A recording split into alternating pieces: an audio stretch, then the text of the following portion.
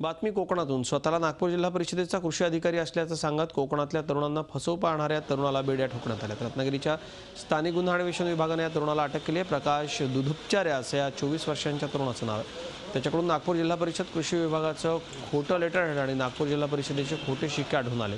पोलिसांनी त्याला बोलतं केल्यानंतर त्यांना नागपूरच्या राजा ट्रॅव्हल्ससाठी काम करत असल्याचं सांगितलं, पण या कंपनीचीही तो फसगत करत असल्याचा पोलिसांचा अंदाज आहे। त्यानं हॉटेल व्यावसायिकांना अशी पत्रे दिली होती की आपण नागपूर कार्यालयामध्ये कृषी अधिकारी आहे आणि नागपूरकडील शेतकऱ्यांचा आम्ही रत्नागिरी येथे मेळावा आयोजित केलेला आहे। त्या मेळाव्यासाठी आम्हाला सवलतीच्या दरामध्ये इथं हॉटेल्स रूम द्याव्यात हे त्यांना अशी पत्र दिली होती। आणि त्यामधील भाषा जी होती ती खडकणारी भाषा होती किंवा त्याची सही करायची पद्धत, त्यामधलं पत्राचा मायना नमुना जो सरकारी कार्यालयात वापरतो नव्हता, त्यावरून आम्हाला शंका आली आहे, त्यावरून पकडलं।